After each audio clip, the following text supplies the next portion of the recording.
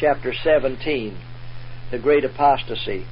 I was carried forward to the time when the heathen idolaters cruelly persecuted the Christians and killed them. Blood flowed in torrents. The noble, the learned, and the common people were alike slain without mercy. Wealthy families were reduced to poverty because they would not yield their religion. Notwithstanding the persecution and sufferings those Christians endured, they would not lower the standard. They kept their religion pure. I saw that Satan exulted and triumphed over the sufferings of God's people. But God looked with great approbation upon His faithful martyrs, and the Christians who lived in that fearful time were greatly beloved of Him, for they were willing to suffer for His sake. Every suffering endured by them increased their reward in heaven. But although Satan rejoiced because the saints suffered, yet he was not satisfied. He wanted control of the mind as well as the body. The sufferings those Christians endured drove them closer to the Lord and led them to love one another and caused them to fear more than ever to offend Him. Satan wished to lead them to displease God. Then they would lose their strength, fortitude, and firmness. Although thousands were slain, yet others were springing up to supply their place. Satan saw that he was losing his subjects, and although they suffered persecution and death, yet they were secured to Jesus Christ to be the subjects of His kingdom, and he laid his plans to more successfully fight against the government of God and overthrow the church. He led on those heathen idolaters to embrace part of the Christian faith. They professed to believe in the crucifixion and resurrection of Christ without a change of heart, and proposed to unite with the followers of Jesus. Oh, the fearful danger of the church! It was a time of mental anguish. Some thought if they should come down and unite with those idolaters who had embraced a portion of the Christian faith, it would be the means of their conversion. Satan was seeking to corrupt the doctrines of the Bible. At last I saw the standard lowered, and those heathen were uniting with Christians. They had been worshiping idols, and although they professed to be Christians, they brought along with them their idolatry.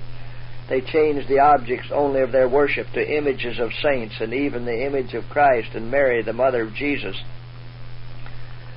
Christians gradually united with them, and the Christian religion was corrupted, and the church lost its purity and power. Some refused to unite with them, and they preserved their purity and worshiped God alone. They would not bow down to any image of anything in the heavens above or in the earth beneath. Satan exulted over the fall of so many, and then he stirred up the fallen church to force those who would preserve the purity of their religion to either yield to their ceremonies and image worship or to put them to death. The fires of persecution were again kindled against the true church of Jesus Christ, and millions were slain without mercy. It was presented before me in the following manner. A large company of heathen idolaters bore a black banner upon which were figures of the sun, moon, and stars. The company seemed to be very fierce and angry.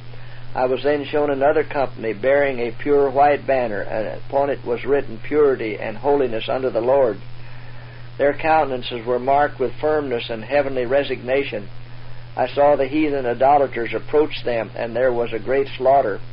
The Christians melted away before them, and yet the Christian company pressed the more closely together and held the banner more firmly.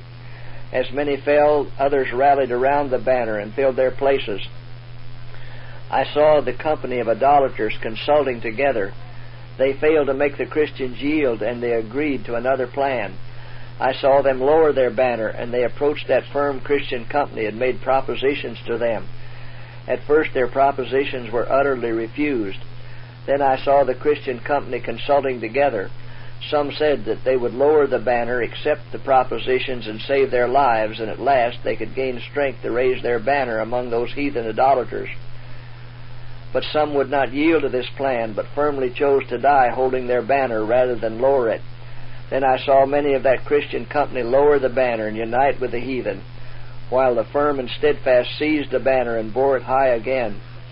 I saw individuals continually leaving the company of those bearing the pure banner and joining the idolaters, and they united together under the black banner to persecute those bearing the white banner, and many were slain, yet the white banner was held high, and individuals were raised up to rally around it. The Jews who first started the rage of the heathen against Jesus were not to escape. In the judgment hall, the infuriated Jews cried as Pilate hesitated to condemn Jesus, "His blood be on us and on our children." The race of the Jews experienced the fulfillment of this terrible curse which they had called down upon their own heads. Heathen and those called Christians were alike their foes.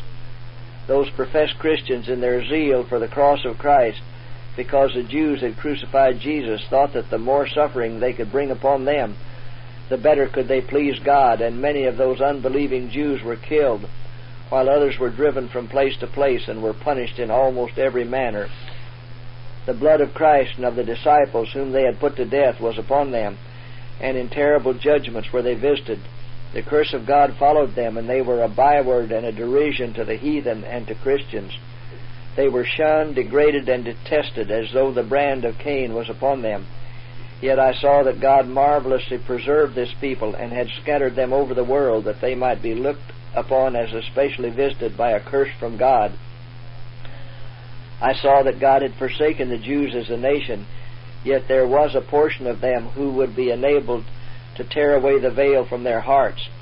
Some will yet see that prophecy has been fulfilled concerning them, and they will receive Jesus as the Savior of the world, and see the great sin of their nation in rejecting Jesus and crucifying Him. Individuals among the Jews will be converted, but as a nation they are forever forsaken of God.